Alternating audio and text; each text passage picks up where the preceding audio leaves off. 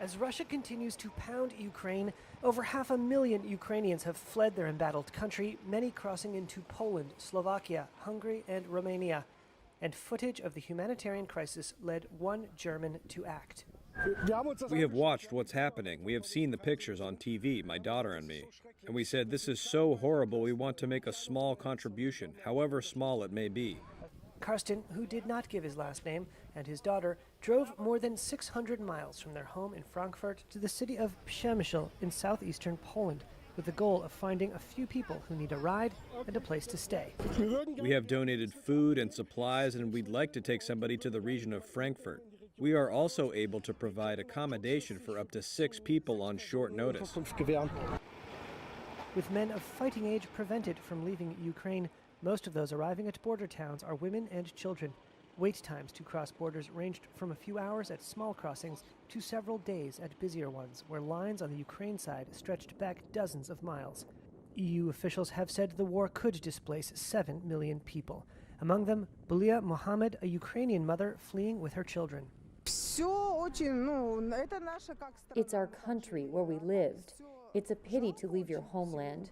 Home is always home. You always want to be at home. I have never thought that our children would be somewhere else. She found Karsten, who will take her to Germany. Well, that was quick. We've been here maybe half an hour, and now the car is full. Car seats and suitcases loaded, they're ready for another long drive. Thousands more are left at the border, hoping too for the generosity of strangers.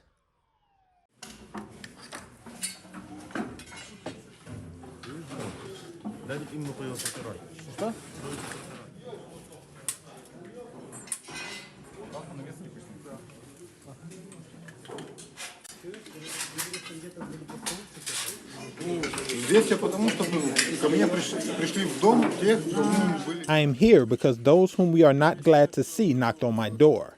And I believe everyone who can resist must do so, because it is our home and we must defend it. Why? Because in 2014 I joined a volunteer battalion, and now it is time to do it again. That is why I came here, to sign a contract with the Territorial Defense Unit.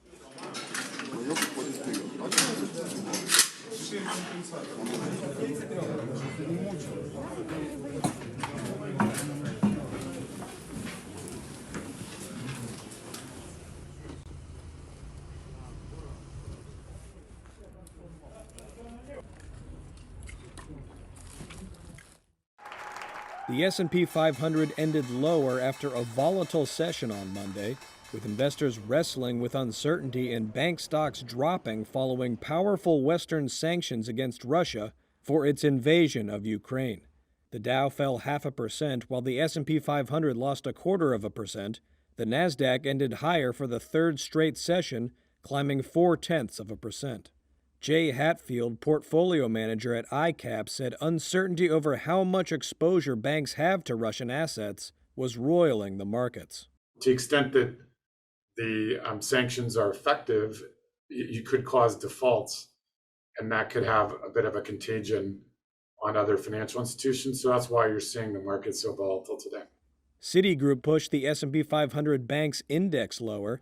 The broader S&P financial index dropped 1.5%. So far in 2022, the S&P 500 has lost over 8%, the index's deepest 2-month decline since March 2020.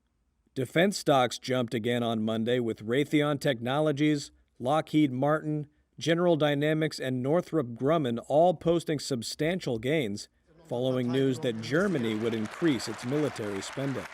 Cybersecurity stocks also rallied, with Palo Alto Networks, Zscaler, and CrowdStrike Holdings all climbing more than 4%.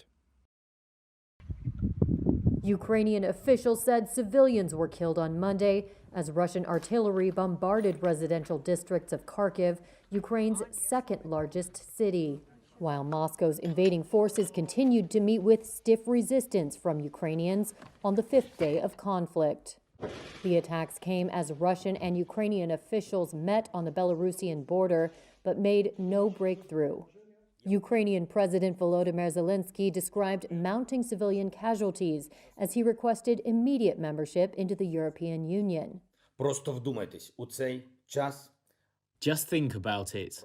Since the beginning of the Russian invasion, within only 4 days, due to the Russian shelling, 16 Ukrainian children have died. 45 children were wounded. Each crime, each shelling from the occupants against us makes us and our partners more and more united. The Russian invasion, the biggest assault on a European state since World War II, has failed to make the decisive early gains that Russian President Vladimir Putin would have hoped for. But Kharkiv in Ukraine's northeast has become a major battleground.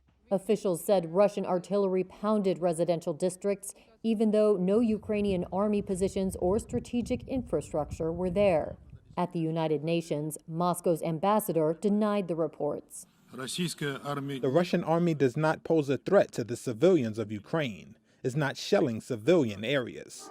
In Ukraine's capital, Kyiv, explosions were heard before dawn. Both men and women showed up on Monday at civil territorial defense centers to enroll and receive weapons. I am here because those whom we were not glad to see knocked on my door, and I believe everyone who can resist must do so, because it is our home and we must defend it. Despite the extraordinary resistance of the Ukrainian people, Putin on Monday showed no sign of ending the invasion he unleashed, dismissing the West as an empire of lies.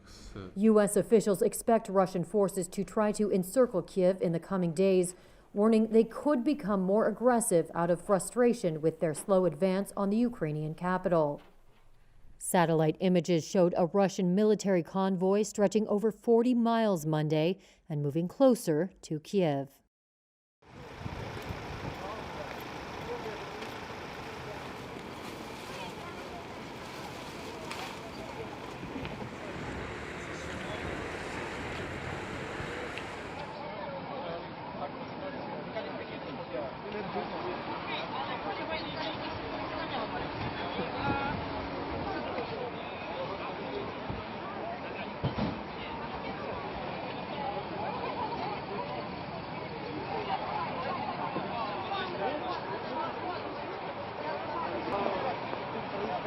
Yo veo.